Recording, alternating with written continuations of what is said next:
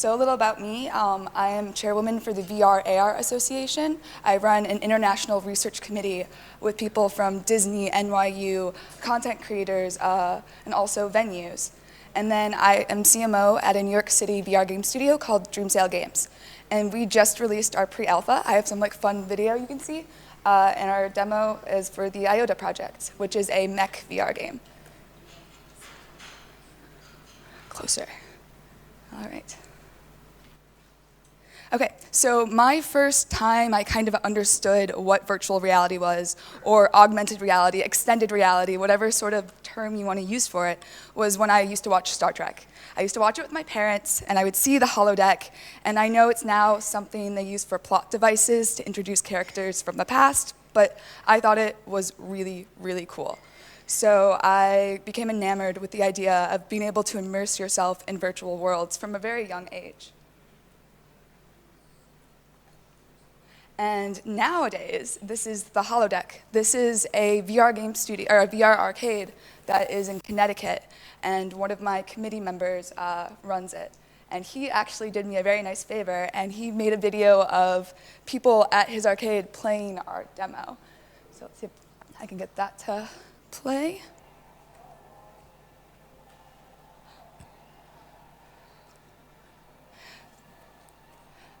So yeah, just these places are popping up all over the place. IMAX opened its flagship in LA, and it's been pulling in $30,000 a week as of its last reporting.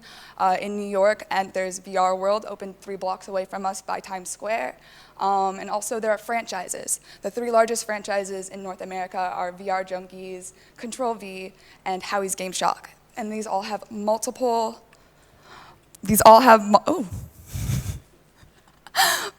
locations, and they're franchising, and it's showing that there is traction because the problems are still the same that they were back in the 80s. When you think of your big cabinet games you have, it takes up too much room. Oh, I'm getting ahead of myself. Let's just click forward.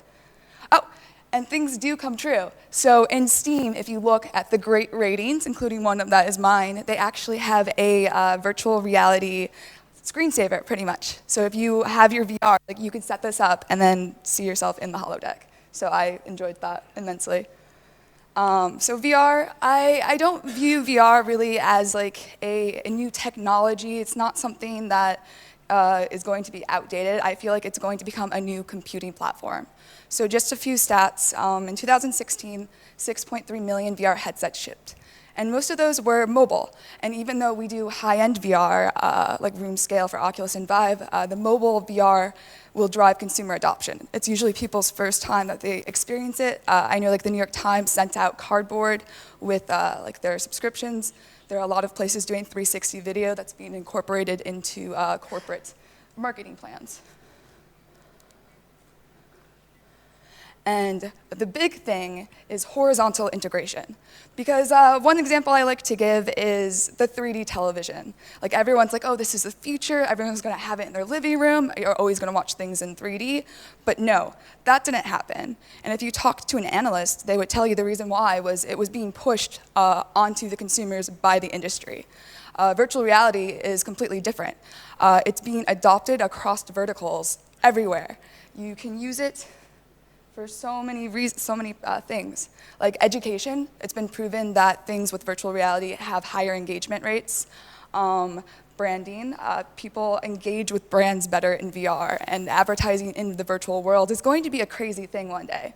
And then also entertainments. There's entertainment, like the VR arcades, sports training, even with health. There was something that was just FDA approved to help you fix a lazy eye. So VR can fix your eyesight. So it's pretty cool. Closer. So, of course, there are barriers to entry. It costs a lot of money. For instance, to have an Oculus or a Vive, you need a $1,000 gaming rig with an updated graphics card on top of the $800 equipment. And I know Oculus just lowered their prices, but it's still, more money than a console just for the headset. And another issue is lack of content. The first consumer versions only came out last year, and there aren't very many games out there. Well, there's a lot of projects, almost like tech demos, but for actual AAA game quality, you don't really see that yet. And then also space. you need like 3x3 meters to be able to run virtual reality, and a lot of people just don't have that room, especially if you're in a city. Okay. So right now in 2017, the biggest issue with uptake is lack of content. People aren't going to spend so much money on this gaming machine and then not have anything to play. Like, people keep saying that once that new game comes out, it will drive adoption. But as of now, there isn't very much going on in the scene. Okay, so this is the Gartner Hype Cycle, and it's an American research firm that takes all these new technologies that are being prototyped, designed, and it pretty much figures out when it's going to hit the consumers, when it actually enters our market and becomes integrated into our daily life. And as you can see, virtual reality is all the way at the end. Like, we have human augmentation that's like just starting to get there where people are talking about it, but VR, we are 5 to 10 years away from 20% market saturation. And when you think of that, that makes it almost as ubiquitous as like the iPhone. Like, think about it, like first generation iPhone, who had that? Like, nobody. But by the time we get untethered VR, the mobile is cheaper. Like, people will continue to pick it up. Okay. So one of the reasons why there's a lack of content isn't because there aren't amazing developers doing virtual reality. It's just that the home consumer market base, like our pool of potential customers, is so small that you almost are guaranteed not to be able to make your money back on your game. So as a quick example, if you have a 2-person team, you can do a year of development and it might cost you $140,000. But if you go up to a 15-person studio, which is the largest size studio you'll see for virtual reality, it costs like $1.3 million. And the reality of the marketplace is that unless you have one of those top games, like there was Survios. Survios made raw data, and that was a VR game that was premiumly priced, and it made $1 million in its first month. But you can't plan on your game to be an indie darling or a breakout game. Like, you have to be able to take the risk into consideration. So 2 examples.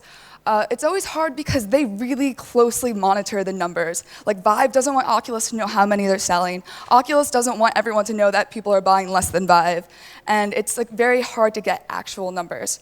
So an exercise I did is my friends in Seattle, they run a VR company called Against Gravity, and they made this game. It's currently free, and it is a game for Steam, and I used their Steam Spy, and you can see that they have 326,000 owners. So when you look at it that way, instead of saying, oh, there's like, 1 million headsets out there, like, that means that there's a potential that we could hit 300,000 users. So like, there are people on VR. But then if you look at a game that is very well received and not that expensive, it only has 17,000 owners. And that's how most games are. There's a few breakouts like Space Pirate Trainer and Raw Data and Arizona Sunshine that have made money, but like most games are 10 to 20,000 downloads.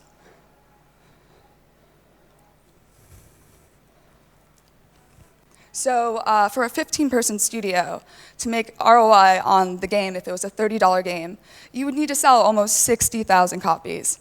And that is pretty ridiculous. You would have to cut corner based on Rec Room owners for a free-to-play game. You'd have to have 17% of the Steam VR population buying your game. And that's something you can't just bank on. So an important thing to consider with the marketplace being where it is with virtual reality is how to monetize your game through multiple revenue streams. So the first thing you should do is have it everywhere. Unless you're getting content deals for exclusivity, I'm very big on open ecosystems. So our game is going to be going on Oculus, on Steam. We'll even have it on our website for purchase, and also PSVR, itch, all those. And then the other thing you have to consider is commercial-based entertainment. Like, I've used the IMAX example, but these places are opening more and more all over the world. Let's see. So if you take into consideration, you have your consumer license, well, realistically, these are numbers that you might actually get. You might be able to sell 15,000 if you have good community traction and influencer uptake right from the get-go. Oculus has a few less headsets out there, so you might sell 10,000 there. The biggest player right now is the PSVR. Since it opened entered the market for VR. They've already sold over 1 million headsets in the last year and a half. And it's something that's easy for people who want to transition into VR because they already own a PS4. It's like not having to like update your computer and set up this entire rig with crazy lighthouse sensors everywhere. So let's say we have these numbers. So like you look like you sold a whole bunch, like 1.8 million net. Like that sounds like you did it. But you didn't, because it's a global market. So you have to localize your game. You have to make sure you have publishers across the world that will be able to help you sell your game to the people who really want it. So even with that, like you still are in the hole. So one thing I did, besides my work with the VRARA Association, or because of that, a girl that I work with that's in Paris has this company called VRNiche.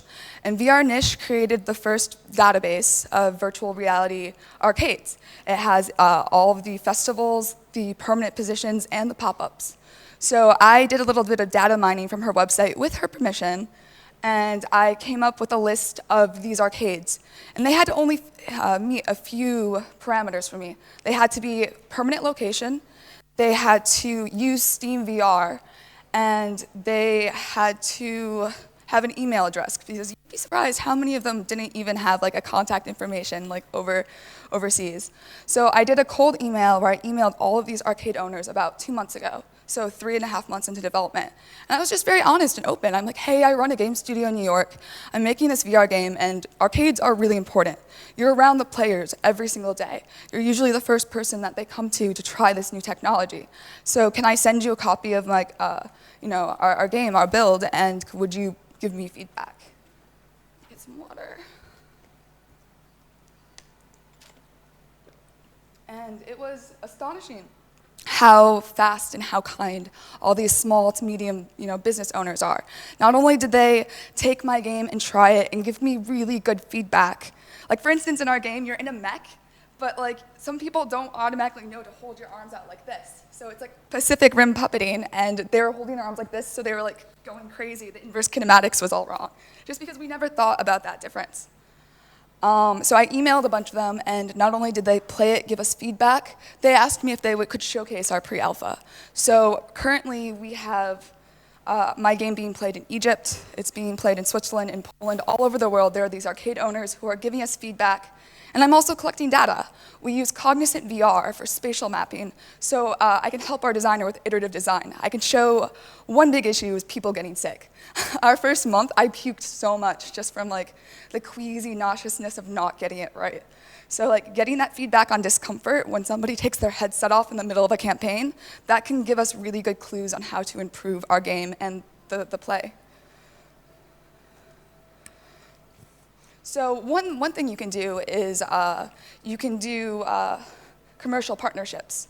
They have arcade management systems are starting to pop up, private label and Springboard VR too. And what they do is they act as the middleman between the developer and the consumer. And they pay you by the minute. So this is a very realistic chance. And also, I'm very happy. So our pre-alpha launched only on the 8th, and it was curated as a game they love. So we've had immense traction with the subscription-based people on top of, that's it. So for a high-budget VR title, which is a budget that's anywhere between $800,000 and $2 million to actually even be feasible, for venture capital, angel investors, or accelerators, you have to be able to follow a few rules and commands. You need safety, you need stop gags, because when production is a $100,000 a month burn rate, like you can't mess that up. So we believe in fail fast prototyping. Like you make a game, you make an iteration, the first thing you do is you throw it up on Reddit. You get people like talking about it. And then what we did next is we released a pre-alpha demo, which is a 10-minute vertical of our gameplay. We sent it to critics, we put it up on Steam. And we have really good traction. So because of that, we're moving forward. We're looking for a publisher. And if we find a publisher who is willing to cover just 30% of our development cost, then we keep continuing on this title. All these steps are necessary to make sure you're making a game that people believe in and people want. And when you actually achieve that, like a few of these wonderful teams have, people are investing, especially in arcades. There have been a few rounds that have done arcade and publishing for VR that have been really interesting to watch. So this is some of my studio. It's a little bit of us. Like, we have 14 full-time developers, 5 artists, 4 programmers, a game designer, producer, me, community and manager, and then our 3D audio composer. So we made our first game, which you've never heard of. It's a cute little indie that was on PlayStation that came out in August called Blade Ballet. And we did pretty well on PlayStation, but when it came to the Steam, it was embarrassing. Like, you guys have Steam Spy, you could look at the numbers, but it's like very embarrassing. Like, besides not having a marketing team or a publisher to bring it to market for our first game, I joined a month before it launched. Like, that's too late. It's not enough too late. Even with big streamers, like having 1 million hits like on their videos, didn't convert into sales for us. So we decided to pivot into virtual reality. Besides all being really geeky, we realized that the market had more room for a studio like ours than like the indie scene. So the first thing we did is we actually emulated Google. We switched from Unity to Unreal, and we did game jams. So what we did is we had the programmers and artists break into pairs of 2, like 1 programmer, 1 artist. And they tried to make every single game that they could make. They're like, let's make a climbing game. Let's make a game where you're in a hot air balloon, like, and there's firefoxes running around and you're spraying out the water. Like, let's make a scary game where you're in a wheelchair and you use that kind of motion. And we even made like this game where you were a tiny thing in a box and there was a giant finger trying to come down and grab you, and you had to like pinch it. But we ended up breaking up like 2 controllers while making that, so that didn't work. And then also, this is a lovely photo of my community manager, Becky. We ended up partnering with Liv, and we bought a mixed reality green screen cube. And we started to support our fellow devs by just making like videos with their games, like while ours were still being prototyped, and just really having fun with it. Like, mixed reality is like the best way to show people who are not familiar with virtual reality what it is. Because you see them, it's like live composite rendering through OBS of the foreground in the background.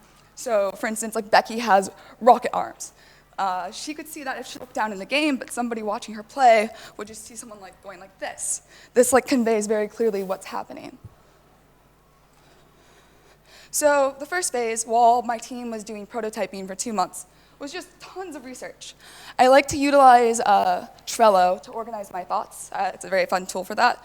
But I just asked a lot of questions, like how much money do we spend? Like, what are the business analysts and production pipeline?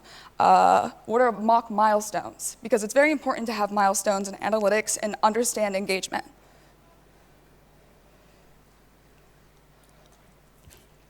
So our second phase was our vertical slice. This was 5 months of development, and it was just our core gameplay mechanics. It's about 10 minutes long, and it was a proof of concept. Like, you can't go to publishers asking for a lot of money when you're saying, like, oh yeah, we can make a game. Like, you need to be able to show them you have something. And then also, this is what the arcades are now playing all over the world, so it helped me establish, before monetization, a client relationship system. And then analytics. Analytics are very important to me. So we have in-game analytics that we are constantly gathering data from players. And it's also good for community building. Like, our game has been up for like a week and a half, and we have more people on commenting on our Steam page than we did on our PlayStation 4 game that came out. Like, people are very enthusiastic, and if they find something they like, they let you know. They also let you know if they find stuff they don't like, but it's pretty good. So then the second phase was evangelism and branding. Like, we went to VRLA. I have done webinars and panels for the VR/AR Association. I gave a talk on VR at the Game Analytics Summit. And then this is our green cube at Play NYC. So we're very involved. Like, we also just had our game at Game On and Ad Week. Like, for instance, it'll be at Ad Week this week. And then the second phase is like making sure that you are properly on track for digital marketing. The proudest moment I had was before we even had anything about VR on our Steam or on our website, that it was already organic traffic was going to our page with keywords for virtual reality. And that's a really good feeling. That makes you feel like you know you're doing something right. I'm a huge fan of Steam Spy. I'm a patron, like definitely look at it. It's really, really good to understand, like one thing I like to do is I like to see how effective other teams are. So like I'll look at their Steam Spy owners, and if I notice a certain date where there's a large spike in ownership, like you figure out what happened. Like luckily devs are very open, so they write blogs, they have like their dev logs, and you can try to emulate their success through your own means.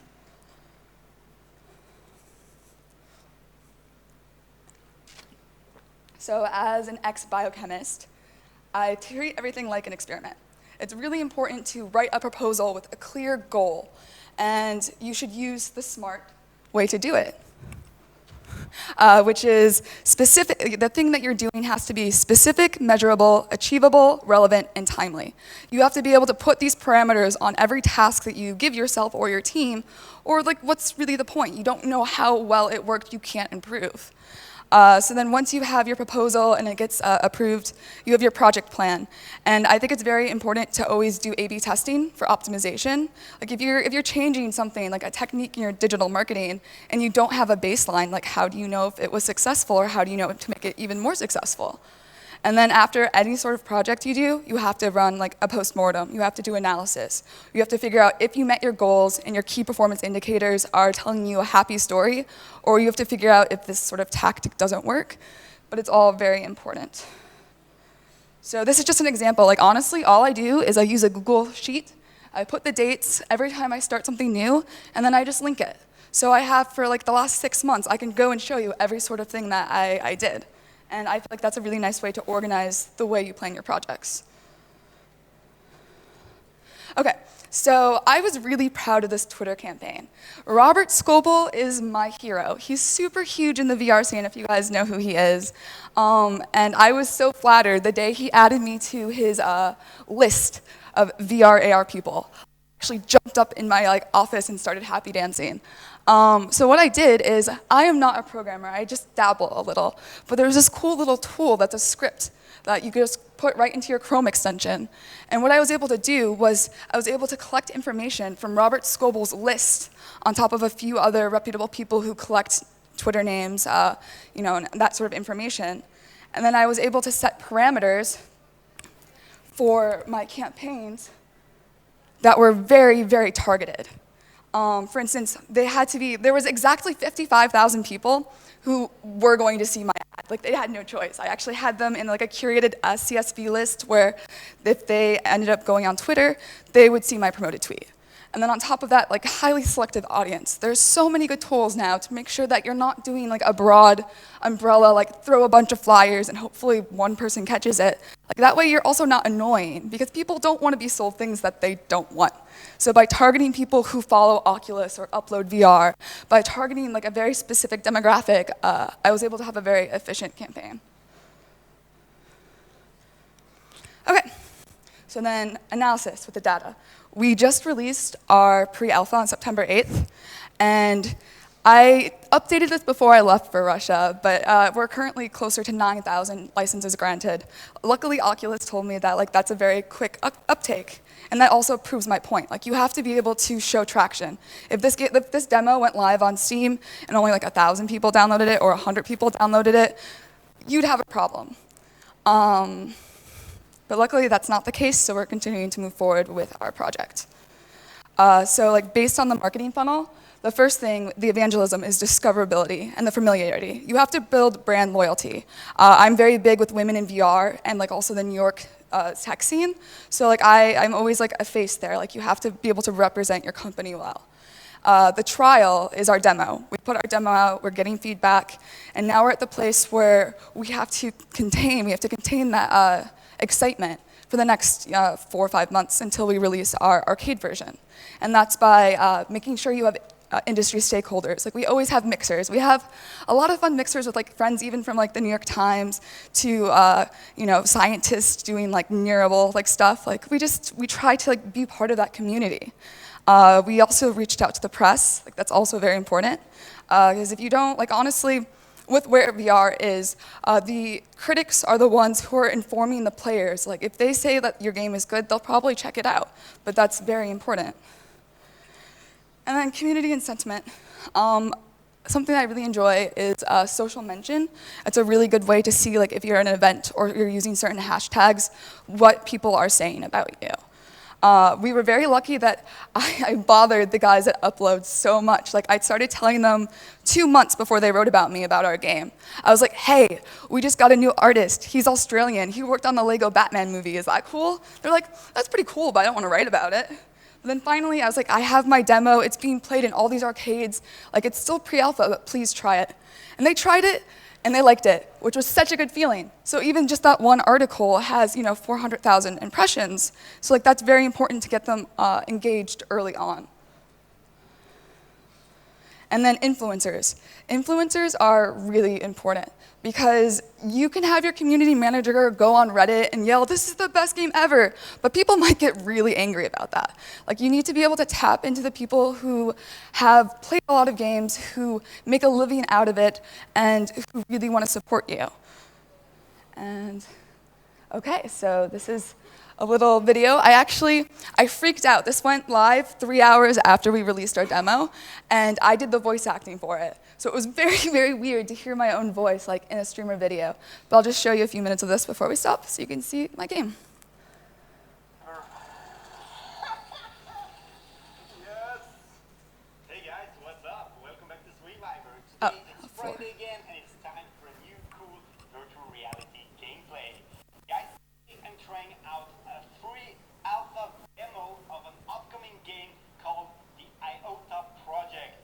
This is a mech robot simulator. We're jumping into a huge cockpit, and we are fighting robots built with rockets, with lightnings, and with cool melee weapons. So guys, I think this is going to be very cool to try out, and take that in mind, this is still a pre-alpha demo, and it's free on Steam, so try it out. Guys, join me into virtual reality. Yeah, so anyways, you don't have to, there's lots of videos, and like I said, I do the voice acting, but I'm too embarrassed to like let you hear me go like, welcome to the IOTA project. But these videos are really helping. Like, we just had Nathy play our game, and Danny Bittman. So all of these people who are very influential, like they have our backs almost. And that also is a good sign. If like we even got the press and the downloads, but the critics were like very blasé, it wouldn't be a good sign. So yeah, that's my talk.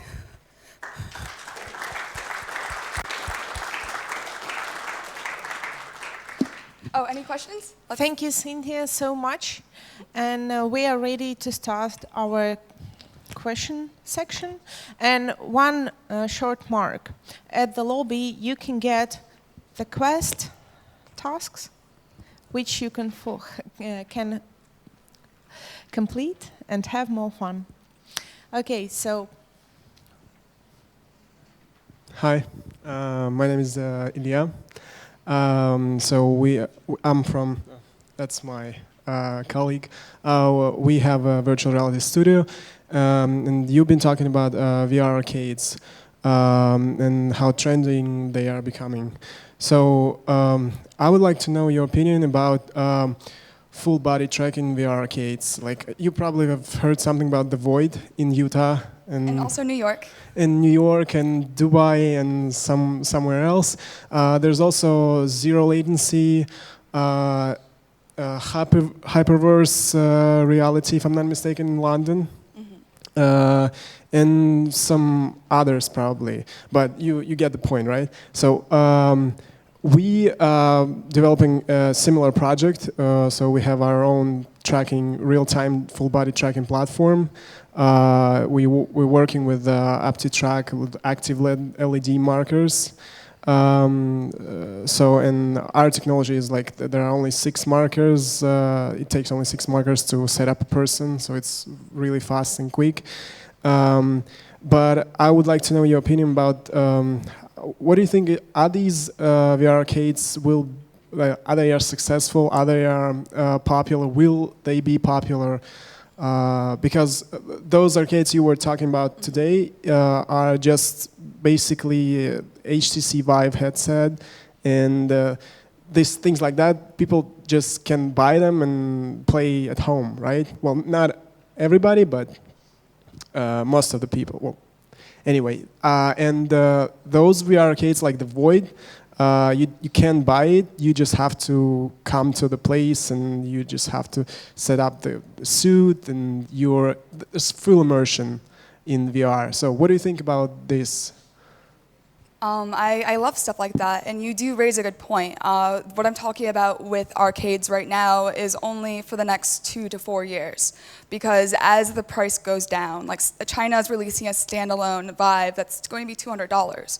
So as price goes down, ease of use goes up, you will see arcades closing, but the way they will stay relevant is by having these really cool peripherals. Like for instance, we're working with Hub Neo, and they're making like a mech. Like they make flight sim sort of things, and they're making something that'll actually be able to like jostle you, like while you're walking in your mech. So those sort of like peripherals, like that extra entertainment you can use, because people might buy something at home, but you're not going to see them buy an Omni, like, you know, walking mill. Like there's like a lot of very expensive, cool tech that goes along with the game, and it becomes an experience itself. If you look at LA IMAX, like they're trying to make that like be the social experience, with everybody doing like Netflix and chill, like they're like worried about like, you know, staying relevant. And you also see like places like golf course, like golf cart, golf, putt-putt golf, there we go, and Escape the Rooms, upgrading by also additionally offering VR on top of their traditional entertainment. Yeah?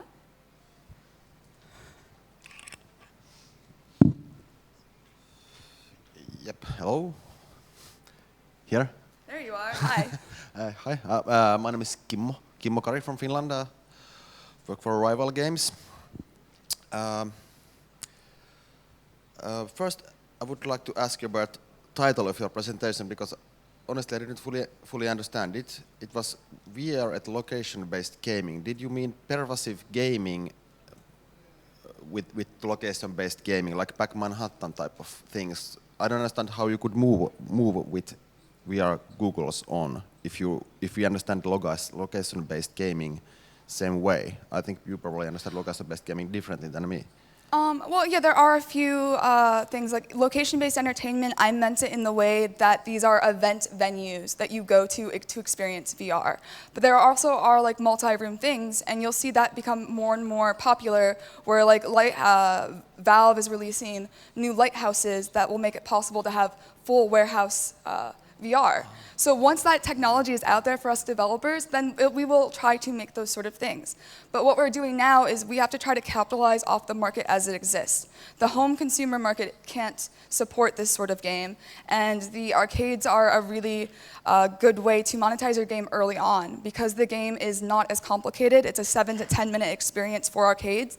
You don't have your level trees in yet. Like, we're going to start making money on premium subscriptions that are going to cost $50 a month within 4 months, and our home version won't be done for another year. Okay. So we understand it a bit differently. I understand location-based gaming like Pokemon Go, you know. Oh, the best game? No. Pervasive gaming, like location-based gaming, is for me Pokemon Go. Yeah. Oh. So in VR, location-based means like you go into an arcade and do it there. It means like a physical location. It's different than when you talk about general games and you say location-based gaming means like you're walking around with your phone. But in VR specifically, it's confusing. But like in VR specifically, location-based means you go into like a physical location to play. It's different than, yeah. So it's just gotta be. It's a new thing. It confuses a lot of people. So I just want to say. Now a real question. Now when I start to understand the terminology. Or I have actually a point, and I would like that you contradict me. My personal gut feeling about VR at the moment is that okay, we all know that the technology is not yet mature enough, and of course I could ask when it is, and okay, perhaps after 5 years. But personally, I believe that AR comes first. When Zeiss has a patent now that this some microfiber on top of normal, Zeiss Swiss glasses. When you have this that works like normal glass and it's AR, then I buy that. But this VR needs. I think it will, any case, need quite huge and clumsy goggles on. And personally, I have tried some AAA quality stuff. Like Third Eye Studios, my buddies founded. They had made an excellent space game. It's really AAA quality. They are ex-Remedy guys, so they know how to do it. But it's a tiny AAA experience. But I wouldn't invest 1,000 for a tiny AAA experience. I would like to really have like Hello type of 300 million game at least that is like a Hollywood spectacle. Then I would go and buy this. So my question is that now this industry has this egg chicken problem, and okay, those tech companies perhaps are the chicken now, and they play chicken because they should fund game projects that cost like billion, that would make people to buy the devices. And why they don't do it? It's stupid because they invest billions on the tech. Actually, that's not true. Unreal has a grant where they just released $250,000 to developers. Oculus was doing signed exclusivity deals where they paid for instance, Super Hot VR. Like, that became a VR game because Oculus funded it. Oculus and Vive Studios is now doing publishing, which also includes like giving you money for development. Like, there are the resources and tools out there. It was a little more difficult from us for the get-go because we only had one title under our belt as a small indie. But now that we're at our place with our proof of purchase, our proof of concept, we're getting like into those talks that you need to have. And the large publishers, I mean, even Raw Fury is going into VR, and like I know a few people that are venture capitalists who are investing, like they're putting out a lot of games on Switch, and then the revenue from those Switch games they're using to fund the more risky VR VR games that are coming out. Like, there will be, for instance, even Bethesda. Bethesda just made Skyrim VR is going to be a thing. There are AAAs entering the pool now. Yeah. Okay. Do you find, like, are there enough developers, or is knowledge, developer experience, is that an issue? I'm not very familiar with VR.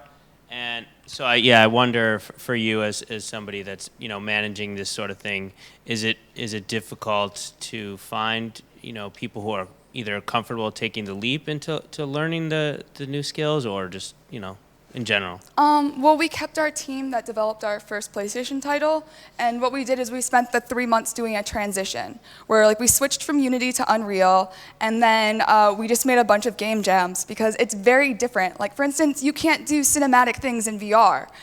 You can't also take control of the camera. Like, there are certain things that you have to do to restrict the player's agency for them to even enjoy being in virtual reality. So it's a lot of just trial and error, and just really trying out everything you can.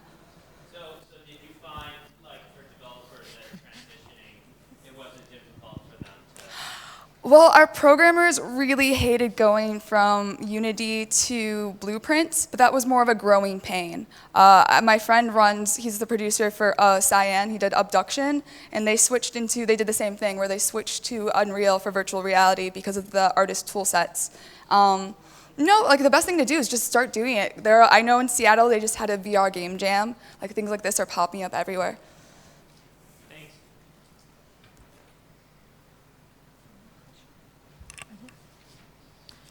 So we have time for one more question, I guess. You can ask in Russian. Вопросы можно задавать на русском языке.